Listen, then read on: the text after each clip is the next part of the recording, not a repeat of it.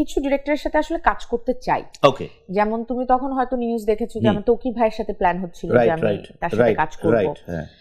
এরকম আমার ইচ্ছে ছিল যে কারা আসলে ধরে ধরে এনে কাজ করছে, কারা আসলে একটা মাটি যেমনই হোক সেটাকে সুন্দর করে একটা পুতুল বানায় ফেলতেছে।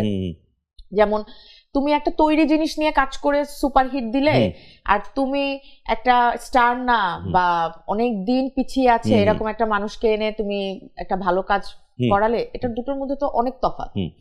তো তখন আমার কাছে মনে হলো যে এই কিছু মানুষ আছে যারা এই টাইপের, মানে যারা আসলে আমাদের মতন, যারা আমরা হারিয়ে যাচ্ছিলাম বা আমরা ভালো কাজ করতে চাই, সুযোগটা পাচ্ছি না, এদেরকে পিক করে, ওই আগ্রহটা আছে। দেন আমি আমার সাথে একদিন দেখা হলো, আমি বললাম নিজে থেকেই যে আমার আপনার সাথে কাজ করার খুব ইচ্ছা, হয়তো হবে, এতটুকুই, এই 2 লাইনই কথা। আমি আপনার কাজ দেখেছি, আমার ইনশাল্লাহ হবে। এর প্রায় 10 থেকে 12 দিনের মধ্যে আমার ওনার হাউস থেকে কল আসে যে আমরা একটা ওটিটি করছি যেখানে 5টা গল্প। তো আমি অলরেডি তখন মুভি করছি, আমি ওটিটি করলেও ওটিটি 1-2 করেছি যেখানে আমি একদম ধরো পুরো গল্পটাই আমাকে নিয়ে, 5টা গল্পের একটা গল্প আমি আদৌ করব কিনা। তারপরে যখন আমাকে গল্প শোনালো the dark side of Dhaka, যেখানে আমি হলো তোমার ইয়াবা ব্যবসায়ী, ড্রাগ ডিলার আর কি। তো যখন আমাকে গল্পটা শোনানোর পরে না আমার প্রথমেই মনে হলো যে মানে আমি রেডি, ঠিক আছে, তাই বলে কি এইটার জন্য রেডি? মানে একটা একদম নন গ্ল্যামার একটা মেয়ে, অনেক টুইস্টিং ক্যারেক্টারে, এখন একরকম, একটু পরে আর এক রকম, 20 মিনিটসের মধ্যে একটা ক্যারেক্টার পোর্ট্রে করা, এটা আমার জন্য খুব চ্যালেঞ্জিং ছিল।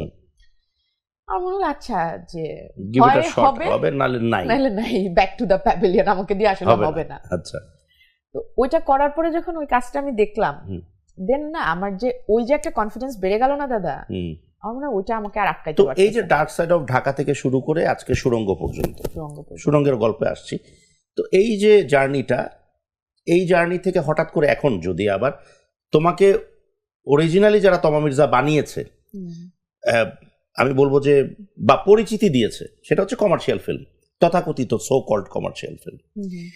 তো এখন তুমি যে অবস্থানে আছো, সেখান থেকে যদি আবার কমার্শিয়াল ফিল্মে তোমার ডাক পড়ে ওই ডাইরেক্টরদের আন্ডারে, তখন তোমা কি করবে? আমি অবশ্যই করতে চাই।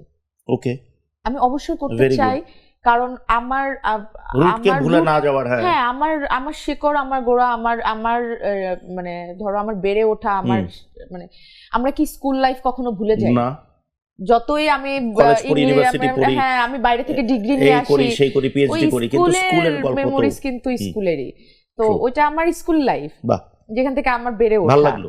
তো আমি অবশ্যই করতে চাই। এবং এখন একটা জিনিস তুমি খেয়াল করছো যে পাল্লা দিয়ে কাজ হচ্ছে, কিন্তু মানে তুমি ধরো 2টো কাজ আসলো, তুমি কিন্তু এখন বলতে পারবে না যে এটা এফডিসির ফিল্ম হয়ে গেছে। না, এখন ওরকম না, এখন হয়তো 18, 20, 19, 20 আছে, চলছে, কম্পিটিশন চলছে, লড়াই কিন্তু চলছে, এবং আধুনিকায়ন হচ্ছে। Very good.